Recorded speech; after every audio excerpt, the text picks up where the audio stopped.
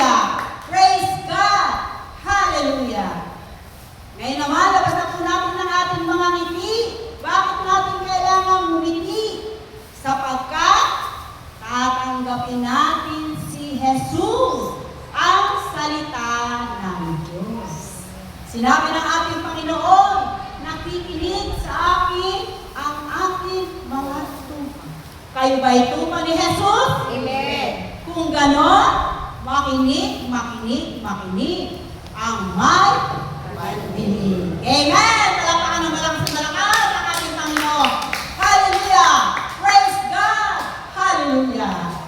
Ngayon naman, dadako na tayo sa ating pagsasalu-saluhan. Mabuting balita ng ating Panginoon mula sa aklat ni San Marcos.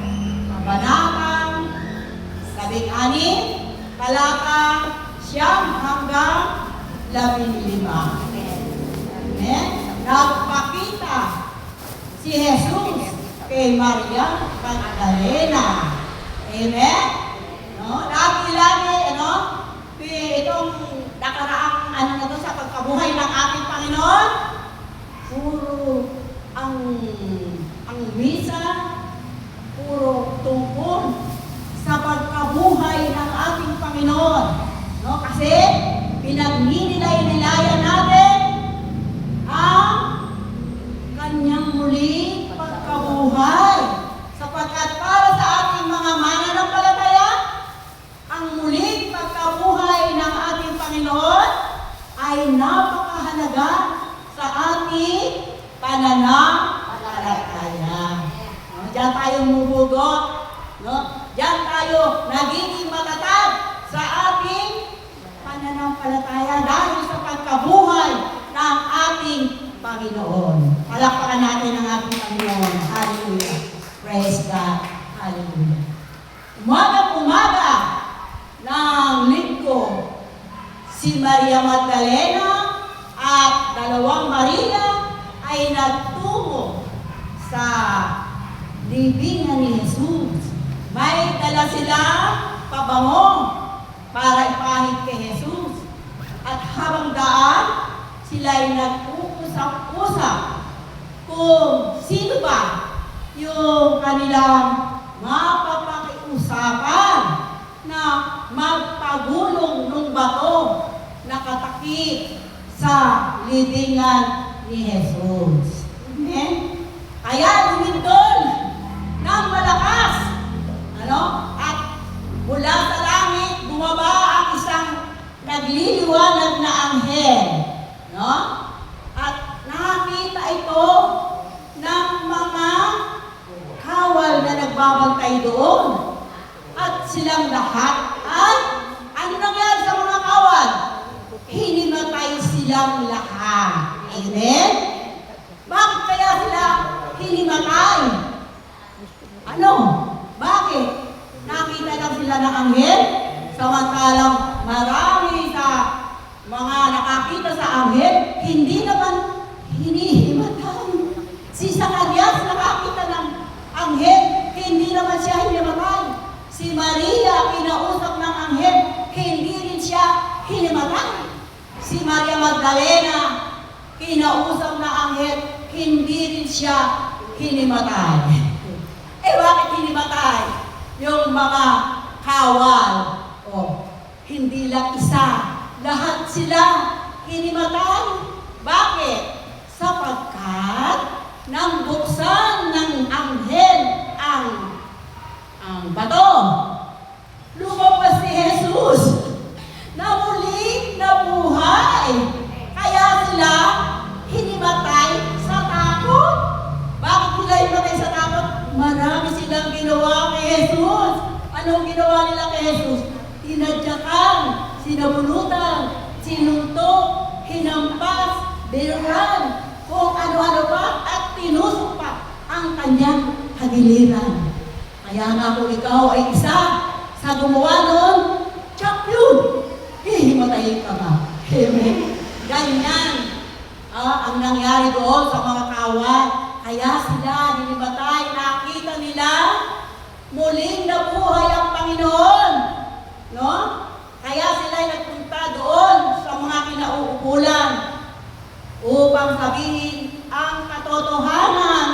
nangyari. Kaya naman yung kinauukulan ay anong nangyari sa kanila? Nagulo silang lahat. No? Hindi nila malaman ang kanilang gagawin. Nagulo yung mga Saduseo, yung mga Pariseo. Nagulo sila at sila'y nagpulong-pulong upang ang kanilang napagkasunduan, anuhan, yung mga kawan, bigyan ng suhulan, yung mga kawan. At ganito ang kanilang sabihin, ninakaw ng mga alagad si Jesus habang sila'y natutulog. Ano? Ninakaw daw. Yun ang fake news na Puso na rin pala. puso talaga doon ang fake news. No? Na pinapakalat nila upang hindi maniwala ang mga tao. No? Kung iisipin natin, di ba? Napakarami ng kawal. At saka, hindi naman sabay-sabay natutulog ang mga kawal at ano-ano yan, halili sa pagtulog. Pero ang pinaka hindi nila makayang gawin ng biglaan, yung batong nakatakip sa libingan ng ating Panginoon. Paano yung makukuha ng mga alagad? Sapagkat napakarami ang kailangan magpagulong doon. Kunyari, napagulong ng mga alagad, hindi ba sila magigising lahat? Diba? At sila'y magkakaroon ng labanan. Siyempre, hindi hahayaan nung mga kawan na makuha si Jesus.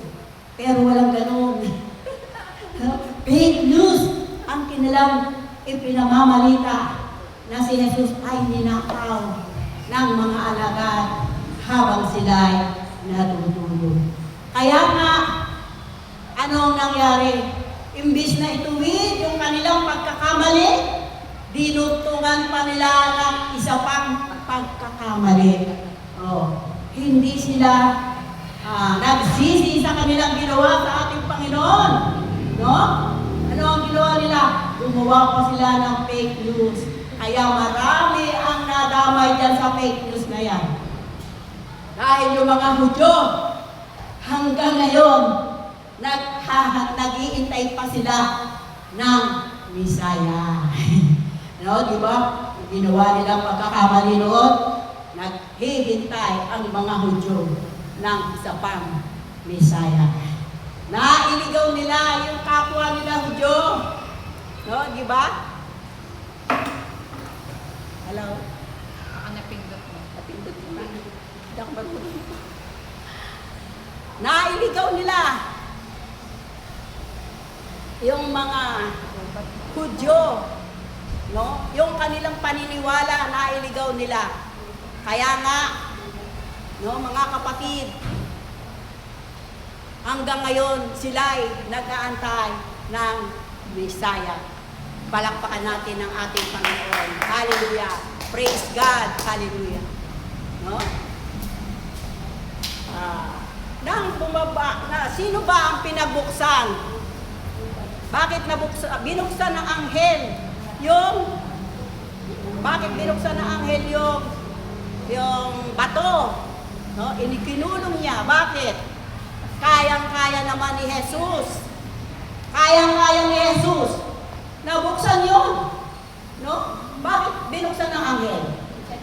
Si Jesus kaya maglagos sa kanyang libingan. No? Pero binuksan ng anghel yung bato. Bakit?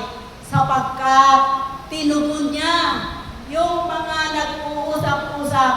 Sino ba ang ating mapapakiusapan? Magbukas ng bato. Pagulong sa bato. Amen? Kaya yung anghel tumugon sa panalangin nung tatlong Maria. Amen? Kaya nga nang dumating yung tatlong Maria, bukas na. Bukas na yung libingan.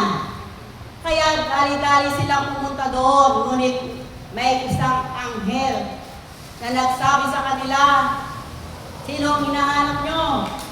Si Jesus ba na ipinako sa krus? Wala na siya diyan. Nabuhay na siya muli, gaya ng sinabi niya sa inyo. Kaya, sige, kung hindi kayo naniniwala, tignan nyo, silipin nyo yung libingan. Wala na siya. Siya'y nabuhay na maguli. Sabi ng anghel. Kaya sila natatakot man, pero nagagalak sapagkat sinabi ng anghel, nabuhay na maguli si Jesus. Amen. Kaya, anong sabi ng anghel? Sabihin sa mga kapatid na magpunta sa Galilea para magkita sila ni Jesus. Doon magtutungo si Jesus upang sila ay magkita. Kaya, si Maria at yung dalawang Maria pa, Maria Magdalena, ay patakbong pumunta doon sa mga alagad. Ngunit, sinalubong sila ni Jesus. Yan. Kaya, nung makita nila si Jesus, sabi ni Jesus sa kanila, huwag kayong matakot. Ako ito, nabuhay ako. Kaya sabihin nyo sa akin, at sila'y nagpatira pa. Nagpatira pa sila kay Jesus sa paanan. At sinabi ni Jesus sa kanila, puntahan nyo yung aking mga kapatid at sabihin nyo, magpunta siya sa Galilea, sila sa Galilea. At mauuna na ako doon. Doon kami magkikita. Amen? Kaya nga, anong ginawa ni Maria Magdalena at ng mga Maria? Patakbong tumungo doon sa mga alagad. No? At sinabi ang kanilang nakita at ang katotohanan na si Jesus ay nabuhay na muli. No? Pero hindi siya pinaniwalaan ng mga alagad. Bakit hindi pinaniwalaan si Maria? Sabi nga, 7 demonyo ang pinalayas ni Jesus kay Maria. Baka siya ay naghahasudha. Hallucinate lamang. Naghahallucinate lang. Ayan. Pero, kahit na hindi sila naniwala, si Pedro at si Juan ay tumakbo papunta sa libingan ni Jesus.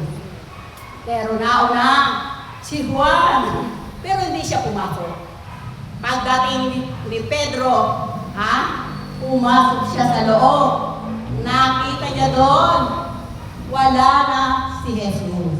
At nakita niya yung ibinalot kay Jesus, nakaayos, nakatupi ng maayos. Pati yung sinuklog na panyo sa kanyang ulo ay nakatupi ng maayos. Sabi nila, sino kaya ang nagnakaw sa ating Panginoon? Amen. Kung nanakawin yun, di ba? Hindi natatanggalin yung balot. Inalis pa yung balot di ba? Patay na, kumatakas yun May balot yun.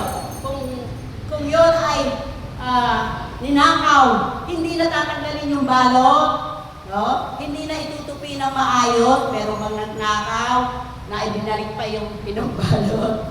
Hindi ba? Hindi maisip ng mga alagad yun. Hindi nila maisip. No? Talagang sila'y nabubulagan. Hindi maniwala. Nagpakita rin si Jesus doon sa dalawang alagad sa Emmaus, papuntang Emmaus. Sumabay si Jesus doon. At saka nila nakilala si Jesus nang ito ay magpira-piraso ng tinapay. Nakilala nila si Jesus. Kaya sinabi nila, si Jesus yun. Pagkatapos, hindi na. Nawala na si Jesus. Kaya yung dalawa, bumalik sa Jerusalem upang ibalita na si Jesus ay nabuhay na muli. Amen. Pero, ayaw pa rin maniwala ng mga alagad. No? Ayaw nilang maniwala. Buti pa yung mga Saduceo, yung mga Pariseo, no? Nagpadala ng kawan para magbantay kasi sinabi ni Jesus, sa aking pagkamatay, sa pangatlong araw, ako'y muling mabubuhay. Kaya sila ay nagpadala ng mga kawan. Mabuti pa yun, naalala.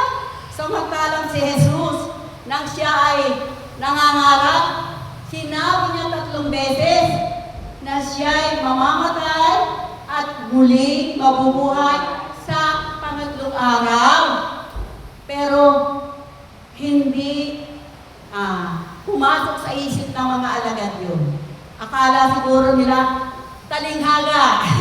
Alam mo naman si Jesus, mahilig magsalita ng talinghaga. Kaya ganun ang nangyari doon sa mga alagad.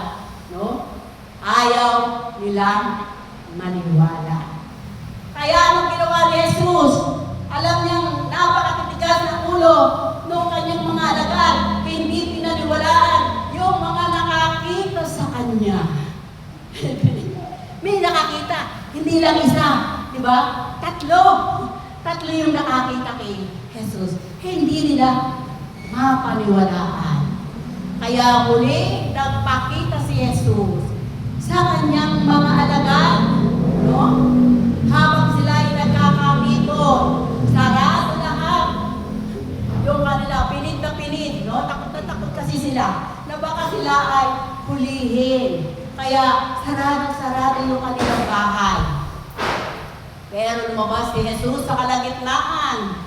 Ano sabi ni Jesus? Kapayapaan ang dala ko sa inyo. Ha? Bakit kapayapaan? Kasi sila ay nanlulumo. Panay ang hagulgol, panay ang nangis. Kasi namatay yung kanilang inaasahan. Inaasahan nila magpapalaya sa kanila sa mga Romano. Yun ang kanilang iniisip. Pero sinabi sa kanila ni Jesus, halika kayo, tingnan nyo ang aking mga sugat. No? Buhay ako, huwag na kayong magduda sa akin. Asan ba? Meron ba kayong isda dyan? May pagkain ba kayo? May isda ba kayo at saka tinapay? Kumain si Jesus sa harapan ng mga alagad. Meron bang patayin na gano'n? Meron bang multong gano'n? No? Pero, kaya sila, yung naging isa, naniwala. Ay yung 10, kasi wala doon si Tomas.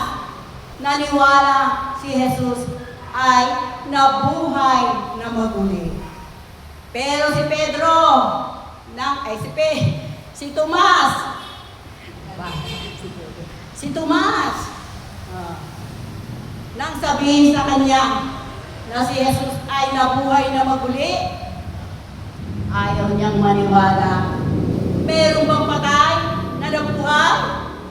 Kung maisusot ko ang aking mga daliri sa sugat ni Jesus at papasok ko ang aking mga kamay sa kanyang tagiliran, saka lang ako maniniwala. Ayan, doon ang ni Tomas. Kasi si Tomas, to see is to believe. Kailangan niya mahawakan si Jesus. Kaya noong 8 araw ang nakaraan, nagpakita muli si Jesus sa kanila. No? At si Tomas na ang kanyang nilapitan. Tomas, halika, isuot mo ang iyong mga kamay sa butas ng aking mga sugat. At ipasok mo yung kamay mo sa aking tagiliran. Diba? Sinunod ni Tomas. Pinasok niya nga yung daliri niya, saka yung kamay niya sa tagiliran ni Jesus. Sabi ni Jesus sa kanya, huwag ka nang magduda. sapagkat buhay ako. O, ano sabi niya? Panginoon ko at Diyos ko. No? Kasi nalaman ni Tomas, nahipo niya na may laman at buto ang ating Panginoon. May sugat pa nga. Nahipo niya lahat yun. Kaya sinabi niya na hindi naman siya ulto. Hindi siya aparisyon. Hindi siya nag-hallucination lang. Nahipo niya si Jesus. Siya'y buhay. Buhay na buhay. Kaya nga sinabi niya, Panginoon ko at Diyos ko. Ayan, di ba? Noon lang nila nalaman na si Jesus ay Diyos. Di ba? Noon lang nila nalaman sapagkat wala namang ang napatunayan ni Jesus na siya ay anak ng Diyos, na siya ay mabuhay na maguli. No? Yun ang katibayan ni Jesus, nang siya ay mabuhay na muli mula sa pagkamatay. No? Yan ang pinanghahawakan natin ng mga naglilingkod, nananalig at nananampalataya sa ating Panginoon. Yung kanyang muling pagkabuhay. No? Yun. No, kung hindi nabuhay na maguli ang ating Panginoon, sayang lang ang pangangaral ng mga apostol. No? Sapagkat wala itong kabuluhan. Sapagkat na hindi nabuhay ang ating Panginoon. Pero ang ating Panginoon ay nabuhay na maguli at ipinakita ng kanyang pagkabuhay na maguli mula sa mga patay na mayroong muling pagkabuhay. Si Jesus ang unang nabuhay na muli mula sa mga patay. Yan, si Jesus yun. Kaya tayo ay nananalig at nananampalataya sa ating Panginoon dahil sa kanyang muling pagkabuhay. No? Pati ang mga alagad nagkaroon ng lakas ng loob. Nagkaroon ng kagalakan na dati parang nanlulumo dahil namatay yung kanilang inaasahan sa kanilang mga buhay. No? Pero nang si Jesus ay mabuhay ng maguli, nabuhayan ng loob ang mga alagad. Nabuhayan sila ng loob at sila'y nagkatipon-tipon at sumunod sa ating Panginoon. Amen? Sa pagkabuhay ng ating Panginoon, tayong lahat ay mayroong inaasahan sa ating pagkamatay na muli tayong mabubuhay. May muling pagkabuhay, ang buhay na walang hanggan na ipinangako ng ating Panginoon sa ating mga nananalig at nananampalataya sa Kanya. Sabi nga, bago nang magpakita si Jesus sa mga alagad, una niyang tinanong, itatayo niyo na ba yung kaharian niyo? Sinabi ng ating Panginoon, hindi niyo na kailangan malaman pa. Pero ang katotohanan, sabi niya, may magsasabing, doon na, nakatatag na, algini na. Pero ang katotohanan, nagsisimula na matatag ang kaharian sa mga puso ng mga nananalig at nananampalataya sa akin. Ang kaharian ng Diyos, ang kanyang paghahari ay sa ating mga puso na mga nananalig at nananampalataya sa Kanya, nagsisimula na maghari ang Diyos. Kaya kapag nakita mo yung isang tao na nananalig at nananampalataya, nakita mo sa kanya ang Diyos, sigurado, naghaharian na. Pinaghaharian na siya ng Diyos. Di ba? Kaya tayo mga kapatid, na nandito sa ating gawain, sikapin natin tayong pagharian ng Diyos. Sapagkat kapag tayo pinaghaharian ng Diyos, lahat ng bagay na kailangan natin ibibigay ng Diyos. No? Lahat ng ating maibigan, ibibigay niya kung tayo nabubuhay sa kalooban ng ating Panginoon. Amen! Palakpakan natin ang ating Panginoon. Hallelujah! Praise God! Hallelujah! Yan! At sinabi ng ating Panginoon sa kanyang mga alagad, humayo kayo at ipangaral nyo ang mabuting balita ng kaligtasan. Humayo kayo at ipangaral yung lahat ng itinuro ko sa inyo. No? At kayo'y sasamahan ko hanggang sa wakas ng panahon. Ayan. Kaya nga dito sa atin, diba? Kasama natin ang Diyos. Kasama natin si Jesus. Kasama natin ang banal na Espiritu sa ating gawain ito na itinatag ng Diyos. Ang Diyos ang nagtatag ng ating gawain, hindi tao, sapagkat ang Diyos ang siyang nagtatatag. Tayo lang naman ang sumusunod sa Kanya. Amen? Tayo, mga kapatid, huwag tayong mag-alinlangan sa ating Panginoon kahit hindi natin siya nakikita. Sapagkat sinabi niya, mapalad ang mga nanalig at nanampalataya kahit hindi ako nakita.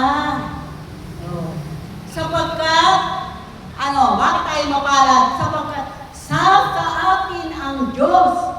Siya'y maghahari sa ating puso sapagkat tayo'y nananalig at nananampalataya sa Kanya. No? Kapag ikaw ay nanalig at nanampalataya, tsak yun.